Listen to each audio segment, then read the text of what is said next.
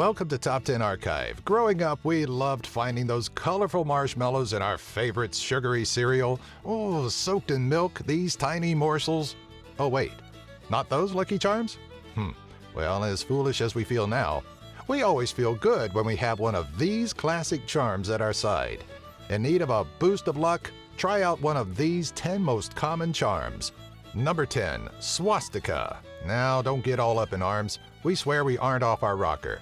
Before it became a symbol of the vilified Nazi Party, the swastika, or Canadian cross, was an ancient religious symbol connected with Jainism, Hinduism, and Buddhism. The word swastika, derived from the Sanskrit svastika, means luck, glory, auspiciousness, and security.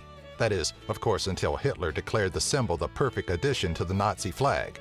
So, as much as you may want to bear the mark of the swastika for some instant good luck, it's safe to say the symbol has been tainted for most parts of the world for quite a long time, if not indefinitely. Number 9, Peacock Feathers. There are many different beliefs surrounding peacock feathers, such as Greek mythology, which sees them as a symbol of the vault to heaven. To Hindu culture, peacock feathers are revered as something more in line of what we're looking to cover, a symbol of good luck and good fortune. Peacock feathers are often associated with the goddess Lakshmi, a bringer of wealth, which explains why some homeowners are known to hang the feathers throughout their abode. As an additional perk, the feathers are thought to keep flies away from the home. Sounds like a reason enough for us to hang them about. Number 8, Raccoon Bones. We wish it was just any sort of raccoon bone thought to bring good luck.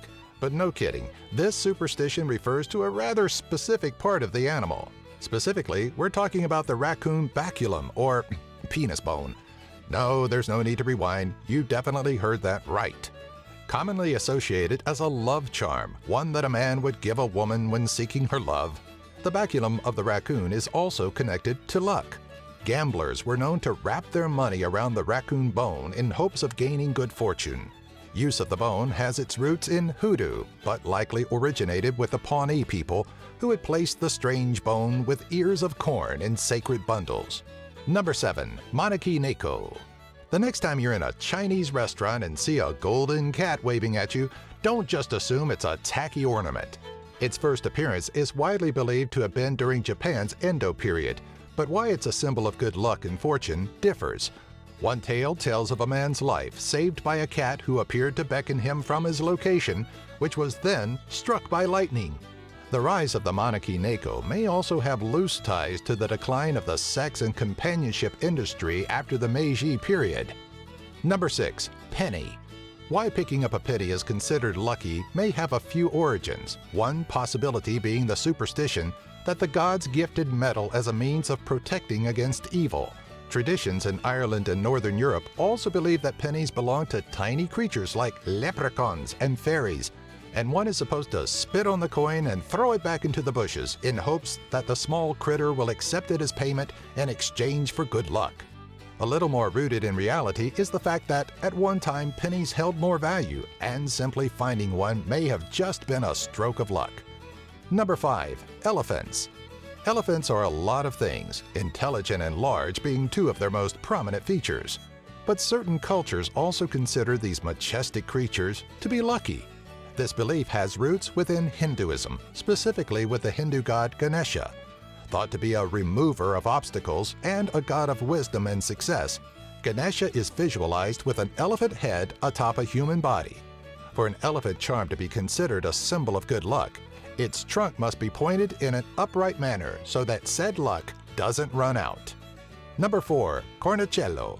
The Cornicello, or little horn, is an Italian symbol believed to ward off the evil eye, its origin stemming from the old European moon goddess.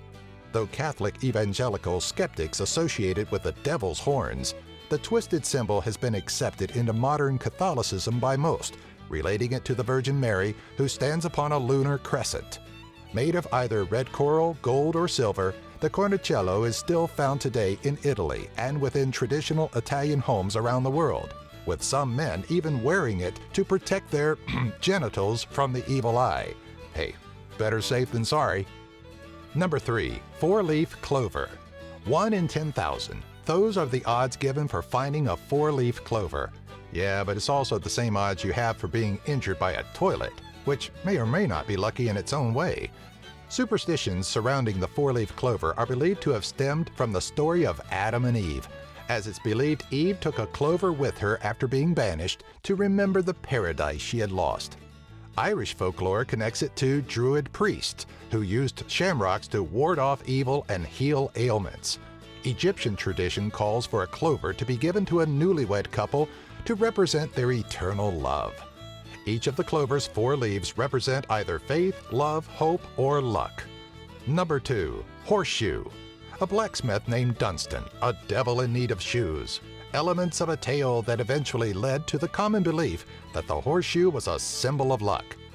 Dunstan was believed to have affixed a horseshoe to the devil's hoof and, when the beast was too pained to walk, held him hostage until it agreed to enter a place with a horseshoe hung over the door. How the horseshoe should be hung varies in different parts of the world, and some cultures even believe the crescent shape of the shoe wards off the evil eye, while others claim witches fear the iron horse sneaker. Number 1. Rabbit's foot. Hey, just because it may bring you a little luck doesn't give you the right to start cutting off feet from rabbits. We just wanted to get that clear. So, where did we get the idea that the severed foot of a rabbit would bring about good fortune? The origin of the rabbit foot as a talisman stems from the Celtics, with additional foots in Europe, China, the Americas, and Africa. Specifics about good fortune come into play in early North American folklore, and boy do things get specific. The charm would have to be a left foot from a rabbit killed in a cemetery under either a full or new moon, depending on which version you follow.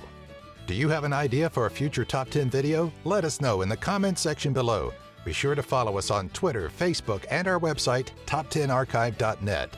If you enjoyed this video, be sure to give it a thumbs up and share it with all of your family and friends.